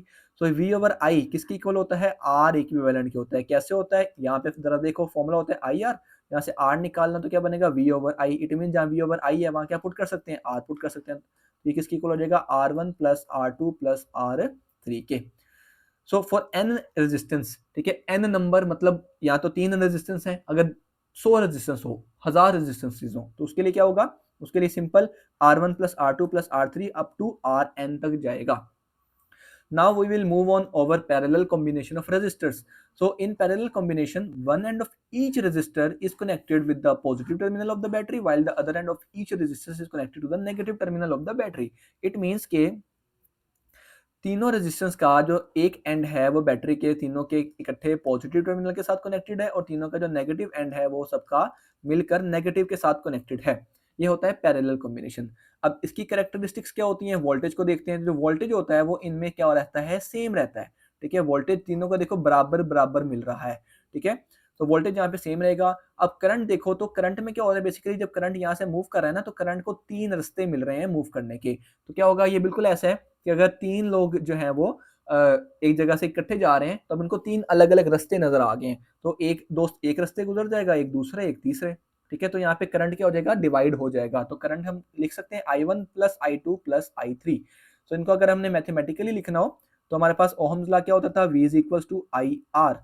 यहाँ से अगर हमने I निकालना हो तो क्या बनेगा, V डिवाइडेड बाई R, ये R इधर आके क्या होगा, डिवाइड होगा। सो तीन रेजिस्टर्स हैं तो V सेम है over R1 plus V over R2 plus V over R3। ठीक है जी, तीनों में से अगर हम ऊपर से V कॉमन निकाल लें तो ऊपर क्या बनेगा, 1 over R1 plus 1 over R2 plus 1 over R3। सो अब ये V I और ये V इधर आके नीचे क्या होगा, डिवाइड होगा। So we can replace the combination. ठीक है, अगर हमने एक टोटल कॉम्बिनेशन निकालना है या हमने कहते हैं आर इक्विवेलेंट निकालना है, तीनों का कंबाइन निकालना है, तो वो बनेगा V ओवर, यहाँ से हम देख लेते हैं। सो V इज इक्वल टू क्या था, आई आर। यहाँ से आपने I की वैल्यू निकालनी हो तो क्या बनेगी, V ओवर R बनेगी, ऐसी है। सो मैंने I की जगह यहाँ पे क्या लिख लिया, इस I की जगह लिख दिया V ओवर R। सो V से कैंसिल हो गया तो यहाँ पे क्या बचा, 1। तो 1 over R equivalent equals to 1 over R1 plus 1 over R2 plus 1 over R3। तो n नंबर के लिए क्या होगा, same 1 over R1 plus 1 over R2 plus 1 over R3 up to 1 over Rn तक। तो यहाँ पर हमारे जो है वो सीरीज कॉम्बिनेशन और पैरेलल कॉम्बिनेशन दोनों कंप्लीट हो गए। अब what is Joule's law, Joule's law क्या होता है, the amount of heat generated in a resistance due to flow of charges is equal to the product of square of current, resistance and time duration. ठीक है जी, I think यहाँ पे square नहीं आना, ठीक है, स्क्वायर यहाँ से हट जाएगा, इसको आप देख लीजिएगा, ठीक है, बुक में लिखा होगा, तो इसको मैं डाउट अभी कर रहा हूँ। सो फॉर्मूला होता है मेरे पास W is equal to V multiply by I multiply by T। I think ये product of current, resistance and जो है वो टाइम है। ठीक है जी, जाउल्स क्या कहता है, जाउल्स कहता है, हमने भी रेजिस्टेंस के बारे में पढ़ा ना, तो वो कह रहा है कि जो रेजिस्टेंस की वजह से जो हीट जनरेट होती है या जो एनर्जी जनरेट होती है, हीट एनर्जी, वो किसकी इक्वल होती है, वो बराबर होती है V इंटू आई इंटू टी के। ठीक है, उनके प्रोडक्ट के। एक्सप्लेनेशन देखते हैं, consider 2 points of potential difference V if one coulomb of charge passes between these points, the amount of energy delivered by the charge would be V joule. Hence Q coulomb of charge flows between these 2 points, then we will get QV joules of energy if we represent this energy by W। यानी कि ये सिर्फ आपसे ये बात कर रहे हैं कि अगर आपके पास ये यहाँ पे वो बैटरी लगी हुई है या आपके पास कंडक्टर है, ठीक है, सो यहाँ से जो वोल्टेज जा रहा है वो V है, यहाँ से जो चार्जेस इसके अंदर मूव कर रहे हैं वो Q है, तो इसके अंदर एनर्जी कितनी होगी, एनर्जी को हम देखने लगे हैं। सो जो इलेक्ट्रिकल एनर्जी है वो होगी हमारे पास W is equal to Q V के। ठीक है जी, इसको हम इक्वेशन नंबर 1 बोल देंगे mathematically. Now current when charge Q flows in time t it is defined as, ठीक है, यहाँ से अगर हमने चार्ज की वैल्यू निकालनी हो तो फॉर्मूला होता है I is equal to Q divided by T. यहाँ से Q की वैल्यू क्या होगी, t इधर आके क्या हो जाएगा, I से मल्टीप्लाई, तो Q is equal to I T. इसको हम पुट कर देंगे इस वाली इक्वेशन के अंदर Q की जगह पे, तो W is equal to V और Q की जगह क्या पुट कर दिया, आई टी। ठीक है जी, तो ये बेसिकली ये वो वाला फॉर्मूला बना है जो मैंने स्टार्टिंग में लिखा था ना, ये वाला, ठीक है, ये वाला फॉर्मूला। ठीक है जी, अब ओहम्स लॉ के अंदर हम पढ़ते हैं कि V बराबर होता है आई आर के। तो हम क्या कर सकते हैं, यहाँ पे अगर हम V की वैल्यू पुट कर दें, ठीक है, तो क्या बनेगा, W is equal to V की जगह I R into I T. तो ये आई से मल्टीप्लाई होकर क्या बन जाएगा, आई स्क्वेयर आर टी। तो ये वो वाला फॉर्मूला आ गया। ठीक है, और सेकेंडली ये कि अगर हम जो है वो V is equal to I R, यहाँ से हम I की वैल्यू निकालें तो वो बनेगी V ओवर आर, ऐसे ही है। अब इस V ओवर आर को पुट कर दें इसके अंदर, तो W is equal to V, I की जगह पुट कर दें V ओवर आर और साथ क्या आ जाएगा T। सो ये V से मल्टीप्लाई होकर क्या बन जाएगा, V square over R into T. तो ये V square into T over R. ठीक है, तो ये आपके पास बन गया। ठीक है, समझ नहीं आई तो दोबारा इसको रिपीट करके देख लो, समझ आ जाएगी। नेक्स्ट है इलेक्ट्रिकल पावर। अब पावर क्या होती है, ये वाली पावर नहीं, ये वाली power, the amount of energy supplied by the current in unit time is known as electrical power. ठीक है जी, जैसे आपसे कहा जाए आपकी पावर क्या है, तब कहोगे यार जितना वजन जो है वो एक टाइम में उठा सको वो आपकी पावर है। तो सेम ऐसे ही जितनी करंट जो है वो जितनी एनर्जी प्रोवाइड कर पाते हैं, ठीक है, करंट जितनी एनर्जी प्रोवाइड कर सकता है एक टाइम के अंदर, उसको बोलते हैं उसकी पावर है, इलेक्ट्रिकल पावर है। Formula power is equal to W divided by time, एक टाइम के अंदर कितनी एनर्जी प्रोवाइड कर सकता है वो उसकी पावर है। So P is equal to W over T। ठीक है, अब हमने W का फॉर्मूला पढ़ा हुआ है, वो होता है QV। ठीक है, W इज इक्वल टू किसके होता है, QV के। यहाँ पे पुट कर देते हैं W की जगह QV, तो क्या बन जाएगा QV ओवर T। ठीक है, ये QV ओवर T बन जाएगा। अब आप पूछोगे भैया ये कहाँ से आया, आई बी कहाँ से आया और ये आई स्क्वायर आर कहाँ से आया। तो वैसे तो मैं आपको असाइनमेंट देना चाहता हूँ, लेकिन चलो मैं आपको खुद ही बता देता हूँ। सो फॉर्मूला देखना जरा, P इज इक्वल्स टू क्या है, क्यू वी ओवर टी है, ठीक है, दोनों के लिए कर देते हैं। हमने पीछे पढ़ा फॉर्मूला क्या होता है हमारे पास, सॉरी हमारे पास फॉर्मूला होता है करंट का Q डिवाइडेड बाई टी, ऐसे ही है। तो जरा यहाँ पे देखो, तो P इज इक्वल टू, इसके जगह हम I पुट कर सकते हैं, आई वी, तो देखो पहला फॉर्मूला बन गया, ठीक है, ये वाला फॉर्मूला हमारा आ गया।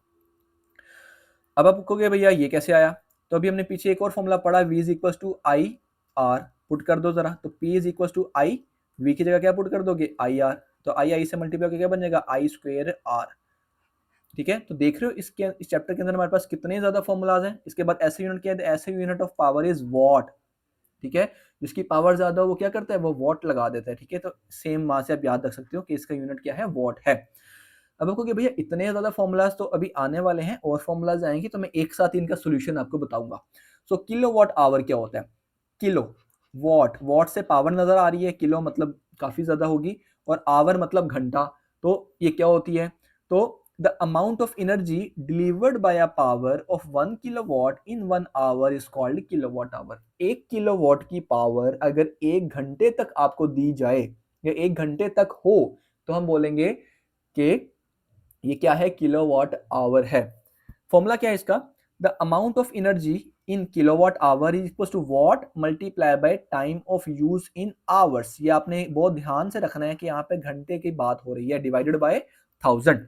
अब ये 1 किलोवाट आवर क्या होता है, किसके इक्वल होता है भैया, सो 1 किलोवाट आवर, किलो की वैल्यू क्या होती है 1000, मल्टीप्लाई बाय घंटे 1 hour, so 1000 multiply by hour को कन्वर्ट करना है आपने सेकंड्स के अंदर, तो 1 घंटे में 60 मिनट और 1 मिनट में 60 सेकंड, तो ये बनता है 3600।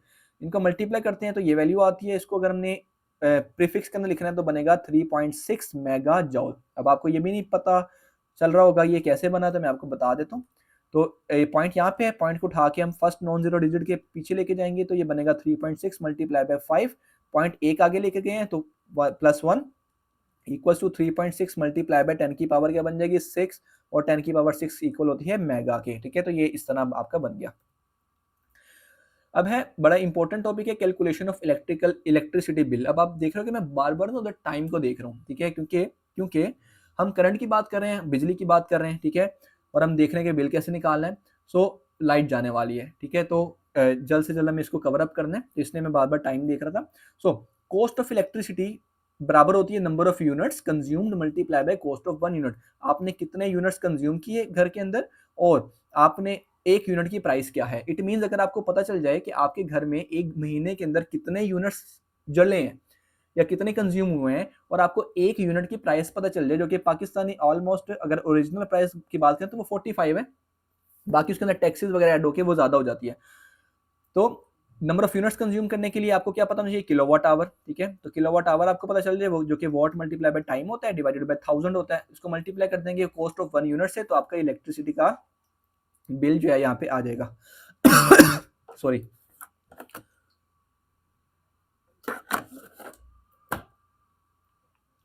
नाउ अच्छा यहाँ पे ना फॉर्मूलाज की बात कर रहे थे, इस चैप्टर में काफी फॉर्मूलाज हैं, आपको याद कैसे करने हैं।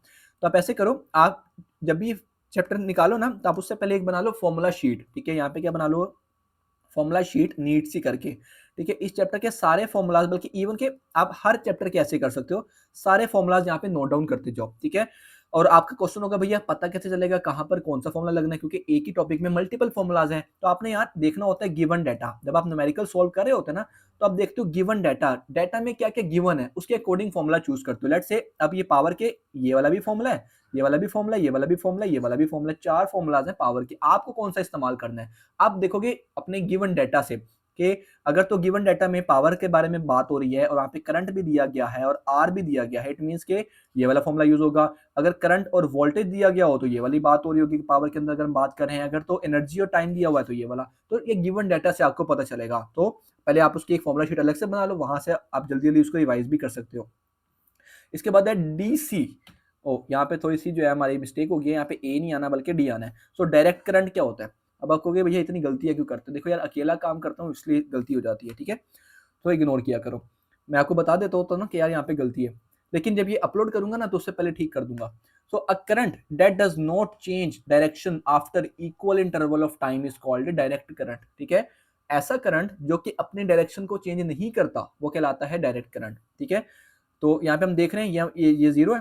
ठीक है, ये ए की साइड पर है। ठीक है, इस तरफ आ रहा है क्या, नहीं आ रहा, तो इसका मतलब कुछ ऐसे भी करंट हो गए जो कि इस तरफ मूव कर रहे हैं, बाद में अपनी डायरेक्शन नेगेटिव साइड पे ले जाते हैं, फिर पॉजिटिव साइड, फिर नेगेटिव साइड, फिर पॉजिटिव, फिर नेगेटिव। तो ये कौन से होते हैं? ऑब्वियसली डायरेक्ट नहीं होते, ये होते हैं ऑल्टरनेटिंग, जो कि हम यहाँ पे देखेंगे। ठीक है जी, तो कौन सी ऐसी डिवाइसेज होती हैं जो कि, अच्छा इससे पहले हम इसकी कुछ कैरेक्टरिस्टिक्स देख लेते हैं। The current derived from a cell और a battery is direct current since it is unidirectional. याद रखना है ये यूनिडायरेक्शनल होता है, एक साइड पे ट्रेवल करता है। ठीक है, पॉजिटिव साइड पे होगा तो पॉजिटिव, नेगेटिव होगा तो नेगेटिव, दोनों साइड्स पर नहीं जाएगा। The positive and negative terminals of the DC sources have fixed polarity. इनकी पोलैरिटी क्या होती है? फिक्स होती है। अगर आपको पोलैरिटी समझ नहीं आती तो बस ये सोचो, जो पॉजिटिव होता है वो पॉजिटिव ही रहता है, नेगेटिव नेगेटिव ही रहता है। ऑल्टरनेटिंग क्या होता है? अभी जो बताया, ऑल्टरनेटिंग के अंदर जो हमारी करंट की डायरेक्शन होती है वो बाई डायरेक्शनल हो जाती है। इट मींस कि अभी जो पॉजिटिव साइड है वो अभी तो पॉजिटिव है, बट कुछ टाइम बाद ये नेगेटिव के तौर पे काम करेगी, ये पॉजिटिव के तौर पे, बाद में ये पॉजिटिव और ये नेगेटिव, यानी कि पोलैरिटी चेंज होती रहती है इनके अंदर। So a current that changes direction after equal intervals of time is called alternating current. ठीक है जी, हम यहाँ पे देख रहे हैं कि करंट यहाँ से मूव किया, पॉजिटिव फिर नेगेटिव फिर पॉजिटिव फिर नेगेटिव, तो अपनी क्या कर रहा है ये, डायरेक्शन को चेंज कर रहा है। इसको बोलते हैं एसी, ऑल्टरनेटिंग करंट। तो इसके अंदर हमारे पास टाइम पीरियड की एक डेफिनेशन आती है कि time interval after which the AC voltage और current repeats its value is known as its time period. वो टाइम जिसके अंदर ये अपनी वैल्यूज को रिपीट कर रहा होता है, यानी कि अपने इंटरवल्स को चेंज कर रहा होता है या डायरेक्शन चेंज कर रहा होता है, उस टाइम को बोलते हैं टाइम पीरियड। अब आपका ना मेरे से यहाँ से क्वेश्चन है जो कि आपने अभी कमेंट सेक्शन के अंदर मुझे बताना है कि पाकिस्तान के अंदर बल्कि दुनिया भर में या हमारे घर में जितनी भी डिवाइसेस होती हैं, क्या ये डायरेक्ट करंट पे काम करती हैं, यानी कि इनका ये पॉजिटिव और नेगेटिव टर्मिनल इनके सेम रहते हैं, या ये एसी ऑल्टरनेटिंग करंट पर काम कर रही होती हैं? ठीक है, जरा सोच समझ के आपने जवाब देना है और इसकी रीजन भी साथ लिखनी है। So in Pakistan alternating current oscillates 50 times every second. ठीक है, इसका मतलब है कि पाकिस्तान के अंदर जो है वो 50 टाइम्स हर सेकंड में ये एसी करंट ऑसिलेट का मतलब होता है चेंज होना डायरेक्शन का, यानी कि एक सेकंड में एज्यूम करो, एक सेकंड में 50 दफा ये positive negative positive negative positive negative में कन्वर्ट होता है, एक सेकंड में 50 दफा। और जो डेवलप्ड कंट्रीज हैं उनमें ये 60-70% तक भी जा रहा होता है। अच्छा जी, अब है हमारे पास नेक्स्ट है हाउस वायरिंग। अब हाउस वायरिंग क्या होती है? उसमें हमारे पास तीन किस्म की वायर्स होती हैं, एक होती है अर्थ वायर, एक होती है न्यूट्रल वायर, एक होती है live wire. So earth wire और ground wire carries no electricity. The earth wire is connected to a large metal plate buried deep into the ground near the house. ठीक है, एक होती है अर्थ वायर जो कि जिसके अंदर से कोई करंट उसके अंदर से नहीं गुजरता, बट वो क्या होता है, वो एक्स्ट्रा करंट को जमीन के अंदर ले जाती है। फिर होती है neutral wire, the wire which is maintained at zero potential by connecting it to the earth at the power station itself is called a neutral wire। एक होती है न्यूट्रल वायर, ठीक है, जो कि आपने देखा होगा कोई भी स्विच खोलते हैं तो दो किस्म की वायर्स होती हैं, एक कभी रेड होती है, एक ब्लैक होती है, या अलग अलग कलर्स की होती है, तो उसमें से एक होती है न्यूट्रल वायर। ठीक है, न्यूट्रल वायर जो है वो उसके अंदर से कोई करंट ट्रेवल नहीं करता, वो जीरो पोटेंशियल पर होती है। होती है live wire. The live wire is at high potential, ये हाई पोटेंशियल पर होती है। ठीक है, इसके अंदर पोटेंशियल, इसके अंदर बेसिकली करंट होता है। इट मींस जो हमारे घर में आप कोई भी स्विच ओपन करते हो तो उसमें से एक ही वायर होती है जिसमें करंट होता है, दोनों में करंट नहीं होता। The potential difference between the live and the neutral wire is 220 volt. ये 220 वोल्ट वही है जो आपको आपके घर के मीटर पर शो हो रहे होते हैं। ठीक है, all electrical appliances are connected across the neutral and the live wire. ठीक है, तो ये हमेशा न्यूट्रल और लाइव वायर ही होती है बेसिकली, जो कि हमारे पास इंस्ट्रूमेंट्स के अंदर जो है वो लगी हुई होती हैं।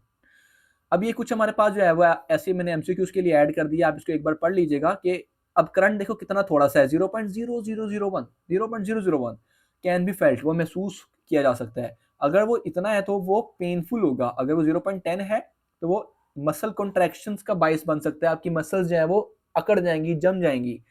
अगर जो है वो 0.15 एम्पियर का करंट आपको लग जाए तो वो जो है आपका मसल कंट्रोल लॉस हो सकता है। ठीक है, पैरालाइज हो सकते हो। और 0.70 अगर आपका को करंट लग जाए, ठीक है, तो इससे आपका हार्ट अटैक और जो है वो बहुत ही ज्यादा आप मतलब डेंजरस है। ठीक है, सोचना भी नहीं उसके बारे में।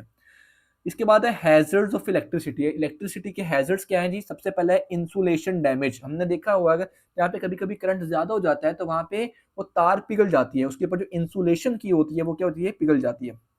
सो All electrical wires are well insulated with some plastic cover for the purpose of safety, but when electric current exceeds the rated current carrying capacity of the conductor, it can produce excess current that can damage the insulation due to overheating of cable. This results into a short circuit. वो कह रहे हैं कि boss ये जो wire है हमारे पास, जैसे ये हमारे पास एक वायर है, तो बेसिकली क्या है, वायर के ऊपर सेफ्टी के लिए कवरिंग की जाती है प्लास्टिक की, और हर एक वायर की अपनी कैपेसिटी होती है क्या करने की, करंट को ट्रैवल करवाने की, गुजारने की। तो जब करंट उसकी कैपेसिटी से ज्यादा ट्रैवल होगा तो क्या होगा, अगर ग्लास पानी का ग्लास की लिमिट से ज्यादा भर दिया जाए तो पानी बाहर निकल आएगा। सेम ऐसे ही जब वायर की कैपेसिटी से ज्यादा करंट उसके अंदर से गुजरेगा तो वायर की जो इंसुलेशन है वो पिघल जाएगी और उसकी वजह से शॉर्ट सर्किट जो है हमारा हो सकता है। ठीक है जी। अब शॉर्ट सर्किट होता क्या है जी, तो शॉर्ट सर्किट दो तीन तरीकों से होता है, दो तरीकों से बेसिकली होता है। तो एक तरीका तो मैंने आपको बता दिया इंसुलेशन वाला, जब करंट ज्यादा हो जाता है। दूसरी है शॉर्ट सर्किट जो है वो जब लाइव वायर और न्यूट्रल वायर को आपस में कनेक्ट करते हैं तब भी शॉर्ट सर्किट वहां पे पैदा हो जाता है। अब प्रिवेंशन कैसे की जा सकती है शॉर्ट सर्किट की, तो पहले प्रिवेंशन हो सकती है कि वायर्स की जो है उसको कभी भी नेकेड ना रखे, वायर कभी भी नंगी नहीं होनी चाहिए, हमेशा उसके ऊपर इंसुलेशन होनी चाहिए। ठीक है, उसको गुड इंसुलेटर से कवर करना चाहिए। ठीक है, such an insulation covered wire is called cable. एक होती है वायर, एक होती है केबल। वायर होती है वो जो नंगी तार होती है, और जब उसके ऊपर वो हम कवर कर देते हैं उसको इंसुलेशन से तो वो बन जाती है केबल। ठीक है, और दूसरा क्या होता है जी, constant friction may also remove the insulation from the wire, whereas too much moisture can also damage the insulation. ठीक है, it is advisable to use cable with 2 layers of insulation. ठीक है, तो मॉइस्चर वगैरह से भी वायर खराब हो सकती है, तो इसलिए कहा जाता है कि अच्छी इंसुलेशन वाली वायर को ही यूज करना चाहिए। इसके बाद है डैम्प्ड ऑसिलेशन। पहला तो शॉर्ट सर्किट का खतरा है, दूसरा है डैम्प ऑसिलेशन का। डैम्प का मतलब होता है बहुत कम हो जाना। अब सुनिएगा जरा, dry human skin has a resistance of 1 lakh ohm. ठीक है, याद रखना है कि जो हमारी नॉर्मल स्किन होती है, ड्राई स्किन, इसकी जो रेजिस्टेंस होती है कितनी होती है, 1 लाख ओहम, यानी कि बहुत ज्यादा रेजिस्टेंस है। रेजिस्टेंस ज्यादा इट मींस कि करंट कम महसूस होगा। और यहीं पर जब हम बारिश में या वैसे नहा कर आते हैं, हमारी स्किन जो है वो गीली होती है, वेट होती है, तो इसकी रेजिस्टेंस कम होके कुछ हजार, कुछ 100 ओहम्स तक चली जाती है। इट मीन रेजिस्टेंस कम होगी तो करंट भी क्या होगा, ज्यादा होगा। तो इसलिए आप देखते हो जब भी बारिश वगैरह होती है तो आपको वो खबरें मिल रही होती है कि करंट लग के जो है लोग जो है वो उनकी डिमाइस हो गई है। सो क्यों, क्योंकि हमारी बॉडी की जो रेजिस्टेंस होती है वो काफी कम हो जाती है, तो इसके से करंट लगने के चांसेस क्या हो जाते हैं, बढ़ जाते हैं। So always keep your skin dry, या अपने आप को एटलीस्ट प्रोटेक्ट करके लाजमी रखना है। सो but under damp conditions, wet environment, resistance of human skin is reduced drastically to few hundred ohms. Therefore, never operate any electrical appliance with wet hands. Also keep switches, plugs, sockets and wires dry. तो इसलिए electricity के related जितनी भी devices, instruments हैं, उनको आपको ढाम कर ही रखना है या ड्राई ही रखना है, और अपनी स्किन को भी। इसके बाद है safe use of electricity in Holmes. अभी हमारा लास्ट टॉपिक है आई थिंक। सो उसके अंदर हमारे पास पहली डिवाइस है फ्यूज। अब फ्यूज क्या होता है, बेसिकली फ्यूज समझो कि कुर्बानी देता है बिल्कुल आपकी तरह, कि जब भी कोई मुश्किल आती है ये दरमियान में आके खड़ा हो जाता है। ठीक है, जब भी करंट बहुत ज्यादा आ जाता है, लिमिट से भी ज्यादा, तो फ्यूज जो है वो सारे करंट की वजह से काफी क्योंकि इसकी जो है वो रेजिस्टेंस बहुत, क्या कहते हैं उसको, यानी कि जब करंट बहुत ज्यादा आता है तो ये दरमियान से ब्रेक हो जाता है, ये सर्किट को ब्रेक कर देते हैं। सर्किट ब्रेक होने से क्या होता है कि करंट मजीद फ्लो नहीं कर पाता, फ्यूज तो खराब हो जाता है, बट आपके घरों को ये क्या कर सकता है, बचा लेता है। So a fuse is safety device that is connected in series with the live wire in the circuit to protect the equipment when excess current flows। यानी कि क्या करता है, हमारी डिवाइसेस को प्रोटेक्ट करके रखता है। जब ज्यादा करंट आता है तो ये जो फ्यूज होता है ये ब्लू अप कर जाता है। ठीक है, खत्म हो जाता है, और कनेक्शन जो है वो लाइव वायर का काट देता है। ठीक है, उसको ब्रेक कर देता है, जिसकी वजह से हमारी डिवाइस खराब होने से बच जाती है। तो सबसे पहले तो सारे सल्यूट करेंगे, ठीक है, खड़े होकर फ्यूज को, क्योंकि ये हमारी कितनी ज्यादा प्रोटेक्शन कर रहा होता है। तो ये काम कैसे करता है, it is short and thin piece of metal wire melts when large current passes through it. If a large current, unsafe current pass through the circuit, the fuse melts and break the circuit। ये खुद melt हो जाता है और जो है वो break कर देता है, किसको, अपने आप को ब्रेक कर देता है उस मेटल वायर को, और जो है वो क्या कर देता है, कनेक्शन को ब्रेक कर देता है। ठीक है, तो कमेंट सेक्शन में जाके वो जो सल्यूट वाला इमोजी है वो सारे ड्रॉप करो फ्यूज के लिए। ठीक है, जस्ट टू फ्यूज। अब ये जब फ्यूज लगाते हैं तो कुछ आपने एहतियात करनी है। ठीक है, वो क्या करनी है कि जी स्विच आपने हमेशा पहले ऑफ करना है स्विच फ्यूज को चेंज करने के लिए। ठीक है, और भी एक दो चीजें, रेटिंग वगैरह देखकर फ्यूज की आपने इस्तेमाल करनी है। उसके ऊपर रेटिंग लिखी होती है 5 एम्पेयर, 10 एम्पेयर, 15 एम्पेयर, 20 एम्पेयर, तो ये आपने खुद इसको रीड करना है। नेक्स्ट है सर्किट ब्रेकर। अब ये फ्यूज से एक स्टेप बढ़कर आ गया सर्किट ब्रेकर। सर्किट ब्रेकर आपके घरों में ज्यादातर इस्तेमाल होता है। वो क्या करता है, जब ज्यादा आपके घर बिजली ज्यादा हो जाती है, बहुत कम हो जाती है, तो सर्किट गिर जाता है। भैया हम कहते हैं ब्रेकर गिर गया है और जाके ब्रेकर को उठाओ। तो ब्रेकर क्या होता है, बेसिकली ये इलेक्ट्रोमैग्नेटिज्म का इस्तेमाल करता है कि जैसे ही करंट ज्यादा होता है, इसका इलेक्ट्रोमैग्नेटिज्म ओपन हो जाता है और मैग्नेट से वो स्विच जो है वो नीचे की तरफ गिर जाता है, ठीक है, या सर्किट ब्रेक हो जाता है। So a circuit breaker acts as a safety device in the same way as fuse. It disconnects the supply automatically if the current exceeds the normal value. जब नॉर्मल वैल्यू से ज्यादा current होता है तो ये गिर जाता है, ब्रेक कर देता है ये भी सर्किट को। फर्क फ्यूज और इसके अंदर ये है कि फ्यूज खत्म हो जाता है, आपको फिर नया फ्यूज लाना पड़ता है, जबकि ब्रेकर के अंदर आपने स्विच को दोबारा से ऊपर कर देना है तो आपका ब्रेकर दोबारा से काम करना शुरू कर देता है। So the electromagnetic will effect the iron strip will attract the iron strip to separate the contact and break the circuit. Electromagnet वो होता है जो कि इलेक्ट्रिसिटी से मैग्नेटिज्म की प्रॉपर्टी आ जाए तो वो क्या करता है, उस सर्किट को क्या कर देता है, ब्रेक कर देता है। इसके बाद है earth wire. Sometimes even the fuse cannot capture the high current coming from the live wire into the household appliances. Earthing further protects the user from electric shock by connecting the metal casing of the appliance to the earth. A wire connection to the bare ground, ठीक है। तो तीसरी एक option होती है जो कि अब तो इस्तेमाल खैर ज्यादा नहीं होती, अर्थ वायर, ठीक है। अर्थ वायर भी बेसिकली सेम काम करती है कि अगर तो फ्यूज नहीं पकड़ पाया उस करंट को, तो जो अर्थ वायर है वो उस करंट को लेकर जमीन के अंदर ले जाएगी, ठीक है, और हमारे वो होने से बचा लेगी, ठीक है, कोई भी मिसहैप होने से बचा लेगी। So many electrical appliances have metal cases, including cookers, washing machines, and refrigerators. The earth wire provides the safe route for the current to flow through if the live wire touches the casing. We will get electric shock if the live wire inside the appliances come loose and touches the metal casing. तो जो metal की चीज़ होती है, आपकी washing machine होगी, बाकी जो भी मेटल की चीज़ें होती हैं, तो अगर कोई वायर उसके साथ टच हो रही हो उस मेटल के साथ, तो उस मेटल में भी क्या हो जाता है, करंट आ सकता है। तो ये आपने बस इसका थोड़ा सा एहतियात करना होगा, ठीक है जी। तो यहाँ पे हमारे पास जो है वो हमारा ये चैप्टर कंप्लीट हुआ। उम्मीद करता हूँ आपको पूरा चैप्टर अच्छी तरीके से समझ आया होगा। इसके साथ साथ आप लोगों ने इसको मजे से समझा होगा, कॉन्सेप्ट आपका क्लियर हो गया होगा और आपको जो है वो नोट्स भी मिल जाएंगे जिनसे आप अपनी रिवीजन जो है वो कर सकते हो।